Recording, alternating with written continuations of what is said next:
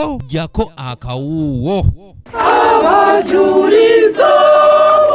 Ssabasumba w'essaza ekkulu erya Kampala Paul Ssemwogerere alabudde bannakigwanyizi abeegumbulidde okutwalanga ettaka ly'amasinzizo bano n'abasaba okweddako era n'asaba n'abakkiriza bulijjo okulwanirira buli wamu awali ettaka lyabwe.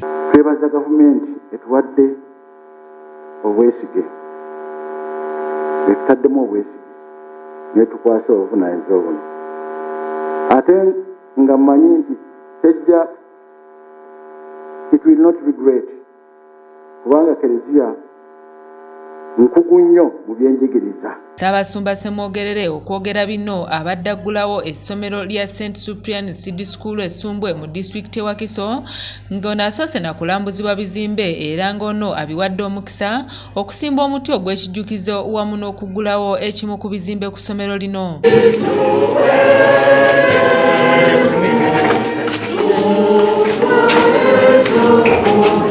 Ssabasumba Ssemwogerere yeebazizza gavumenti olw'okubakwasizaako mu mulimu ogw'okutumbula ebyenjigiriza era ng'ono ategeezezza nga Ekereziya bw'egenda okwongera amaanyi mu byenjigiriza by'eggwanga bw'atyo n'asaba abagenda okukunganira ku ssomero lino obutalebeza mutindo. Editica agenda okubeerawo n'abasomesa abalala mukume bulungi ekifo kino.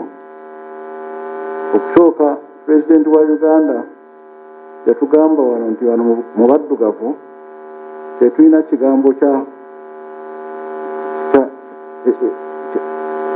ekiri vernacular ekya maintenance mbwotakiwulirangayo nga tukirina bwetuba tukirina tubeera place okutereeza nti wano ng'omubiri bwe gwemaintaininga bweggyako ekintu nekirebuutu. Ssabasumba era yeebazizza nnyo abakulembeze mu disitulikiti Wakiso olw'okukulembezanga Katonda ne batuuka n'okuzimba essomero eri ku musingi ogw'eddiini ey'Obukatuliki. Twebaza ekikolwa kino ekikulu disitulikiti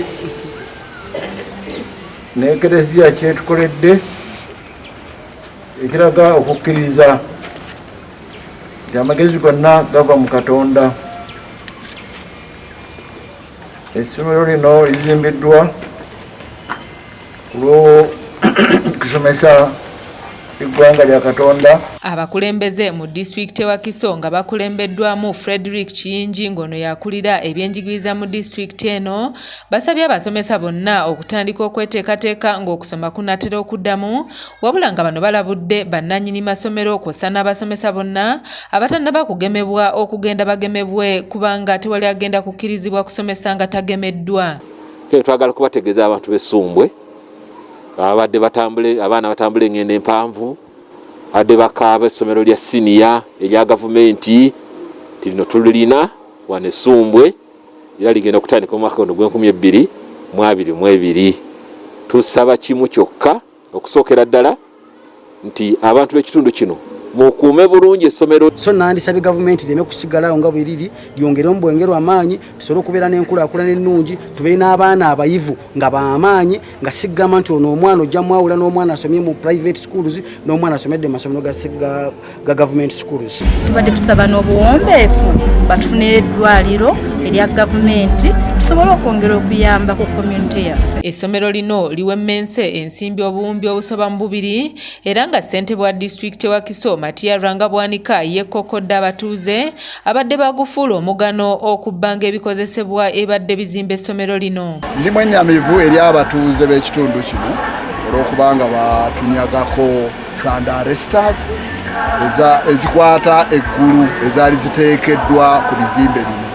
Era ke kabonero akalaga nti ebintu bingi kagabere masannyalaze kakibeere ki bakontrakita bye baalekerawo okukola okulaba nti essomero lino lituuka ku mutindo olw'ensonga nti kyali kyeyoleka lwatu nti abantu bajja bibbamu. Abatuuze tubasaba bino ebintu tebikolebwa nga bya bwanika si bya gavumenti si bya kansala n'ebintu byammwe mubirabirire ate mubikuume butiribiri. Kanyike Kevinzi yakusakidde eggulire lino ku lwa ABS Television.